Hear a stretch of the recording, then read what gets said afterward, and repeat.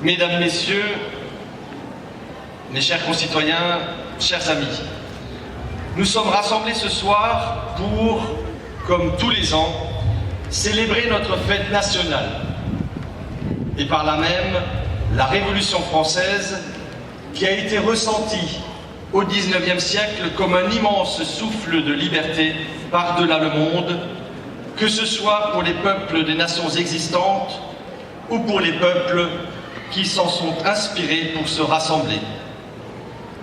Comme les révolutionnaires en leur temps, à l'occasion de notre fête nationale, nous fêtons l'espoir de jours meilleurs. Le même espoir que nos ancêtres fêtèrent en 1790 pour la première commémoration du 14 juillet 1789. C'était alors la fête de la Fédération, la prise de la Bastille, la fête de la réconciliation et de l'unité de tous les Français, la fête aussi de la Déclaration des droits de l'homme et du citoyen. La Révolution française, c'est d'abord et avant tout la conquête du statut de citoyen pour chaque individu, pour chacune et chacun d'entre nous aujourd'hui. 1789 annonçait la fin d'un régime, le régime monarchique et l'avènement de la République, dont la devise écrite en 1789 dans la Déclaration des droits de l'homme et du citoyen se résume par trois mots fondamentaux qui sont aujourd'hui encore nos valeurs partagées: liberté, égalité, fraternité, trois mots donc qui restent d'une très grande modernité. Pour les rédacteurs de 1789, la liberté n'est bien sûr pas la liberté de tout faire, n'importe quand, n'importe comment, mais la liberté d'agir dans le respect plein et entier de celle des autres. L'égalité, c'est l'égalité des citoyens devant la loi, donc l'égalité en droit, mais aussi et surtout de l'égalité de chacun par rapport à tous, c'est-à-dire l'égalité des devoirs, qui est la contrepartie de nos droits, ce que certains oublient parfois. La fraternité enfin, parce que sans la fraternité, c'est-à-dire sans notre capacité et sans notre volonté individuelle de nous reconnaître mutuellement solidaires et redevables, il n'y a pas de liberté, il n'y a pas d'égalité. 1789 portait un message de progrès pour le monde, de progrès certes par la Révolution. Le vieux monde, l'ancien régime, synonyme de misère du plus grand nombre, devait laisser la place à une nouvelle ère, une ère de mieux-être, de liberté, instaurant les droits de l'homme et du citoyen en s'appuyant notamment sur le progrès scientifique et technique qui apparaissait alors. Nous le savons, l'histoire nous démontre qu'il n'y a pas eu que des lendemains qui chantent, et il serait bien cavalier de dire que tout est dû à la Révolution. Mais elle a été une sorte de libération des esprits qui marque une étape importante dans l'évolution de notre pays et du monde. Le monde en 2013 n'a plus rien à voir avec celui de 1789. Certes, en 2013, comme en 1789, en France, en Europe, nous semblons être face à une coupure historique. Sauf que de nation en devenir, nous sommes devenus une des vieilles nations, dit-on, une des vieilles nations de l'Europe et du monde. Notre démocratie est confrontée aujourd'hui à une crise économique et sociale sans précédent et qui dure. Et nous voyons dès lors nos concitoyens ressentir cette crainte du déclin et se poser des questions sur leur avenir et plus grave encore, sur l'avenir de leurs enfants. Les révolutionnaires en 1789 avaient la foi. Ils avaient la foi dans le progrès, celui qui devait libérer l'individu des chaînes qui l'entravaient, celui d'un progrès qui le libérait du traditionnalisme passé, celui d'un progrès qui supprimerait la division des hommes, classés entre hommes et femmes de haute ou de basse condition.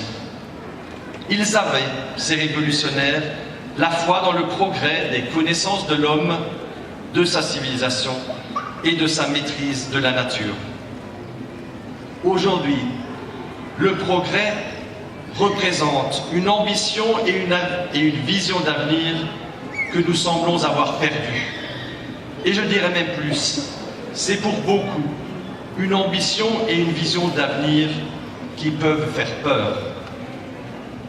Aujourd'hui, bien souvent, lorsque l'on avance une idée, une nouveauté, une innovation, il y aurait davantage de gens qui vous en recensent tous les aspects négatifs plutôt que d'en évaluer les opportunités, voire le positif en termes d'amélioration. Les mêmes d'ailleurs, lorsque cela fonctionne, vous critiqueront parce que vous ne l'avez pas fait plus tôt. Il nous faut à nouveau défendre le droit au progrès en France. J'allais dire, il faut en quelque sorte oser le progrès. Avec la crise, face à la mondialisation des échanges de quelque nature que ce soit, nous, en France et en Europe, avons l'impression de n'être plus au centre de tous ces échanges, de ce qui se construit, de ce qui s'entreprend dans le monde. Nous avons parfois l'impression d'être dans un monde finissant, ou en tout cas dépassé pour certains. Nous retrouvons d'ailleurs ce sentiment dans un pourcentage record de nos concitoyens inquiets et pessimistes devant l'avenir et l'avenir de notre pays. Alors, quel est mon message et mon espoir? Parce qu'espoir il y a à l'occasion de cette fête nationale 2013. Au-delà de la force de notre devise républicaine, osons regarder l'avenir différemment, de façon un peu plus positive, moins craintive en tout cas. Croyons dans nos capacités individuelles et collectives, arrêtons de chercher des boucs émissaires, des fautifs, des excuses. Osons inverser le cours de l'histoire. Osons, par exemple, inverser le cours d'un État qui multiplie des normes, le cours d'un État qui continue à élaborer quantité de lois et de règlements, alors même que nous vivons dans un univers mondialisé, sans contrôle et sans règles. Il s'agit d'oser. Osons réinventer une société devenue par trop atone, sans éclat. Osons réenchanter une société qui trop souvent se replie, se recroqueville. Une société où tous devraient rentrer dans un moule selon un principe d'égalité mal compris, voire dévoyé, comme si nous avions tous les mêmes besoins et que nous souhaitions tous être pareils. Osons remettre en mouvement une société où le principe de précaution a été érigé en nouveau dogme, si bien que s'il avait existé à l'époque des cavernes, on nous aurait sans doute interdit le feu. Il faut oser le progrès. Alors bien sûr, ce n'est pas facile, c'est risqué, mais à tous les niveaux, sur tous nos territoires, cette réorientation vers l'action, redonner le sens de l'effort collectif. Voilà l'espoir. Tout est à faire, à imaginer, à inventer. Et nous devons construire ensemble un nouveau mode de développement, alliant croissance et solidarité. Il faut que le progrès de tous profite à chacun et que le progrès de chacun profite à tous. C'est cela l'esprit de 1789. Oscar Wilde écrivait « Le progrès n'est que l'accomplissement des utopies. Sans utopie, nous allons rester plantés. » Il faut donc retrouver cet esprit pionnier de nos ancêtres révolutionnaires. Ils voulaient un monde meilleur et cela ne s'est pas fait d'un claquement de doigts. Ils ont pris des risques, Ils ont fait confiance en la science et le savoir. Ils ont fait confiance à l'homme. Ils ont refait l'histoire. À nous de prendre en main notre histoire. C'est cela, l'esprit de 1789, qui nous rassemble ce soir. Au-delà d'un maire que vous avez peut-être souhaité entendre ce soir, je voulais également laisser la parole à des jeunes de notre conseil municipal des enfants. Il est important que nos jeunes prennent aussi la parole en ces moments de commémoration, en ces moments de rassemblement. Il est important de pouvoir valoriser le travail de ces jeunes qui ont eux aussi un mandat. Et pendant ce mandat, ils ont travaillé assidûment, patiemment, pour déboucher sur des actions concrètes d'intérêt général avec et pour les enfants et les jeunes de Haguenau. De nouvelles élections d'ailleurs sont annoncées dans quelques mois pour renouveler le conseil municipal des enfants. J'invite évidemment tous les enfants qui souhaitent faire quelque chose pour leur ville, pour leurs concitoyens, à s'y inscrire et à y participer. Et j'invite par là même leurs parents à les soutenir, car être élu au conseil municipal des enfants, c'est un engagement, c'est un véritable travail, mais c'est aussi très formateur pour celles et ceux qui y ont participé. Deux enfants donc, Camille et Irène, vont nous partager leurs réflexions très personnelles sur cette fête nationale, en hommage notamment à celles et ceux qui en ont été les acteurs. Aujourd'hui, c'est notre fête nationale.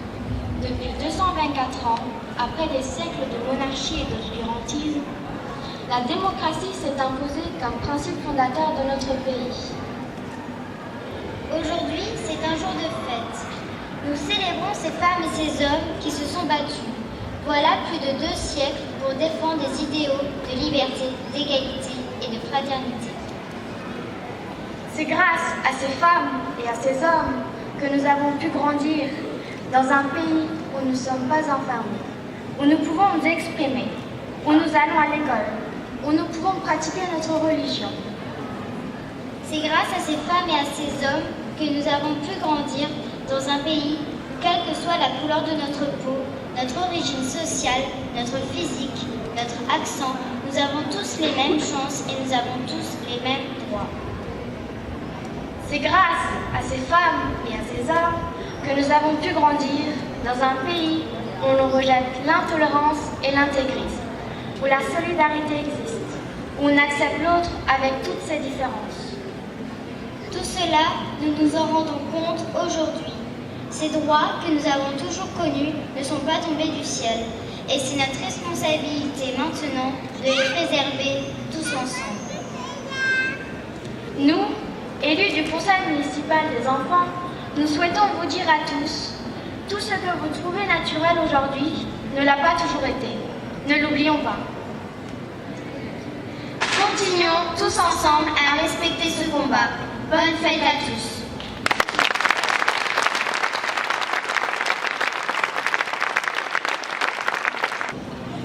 Merci donc Camille, merci Irène.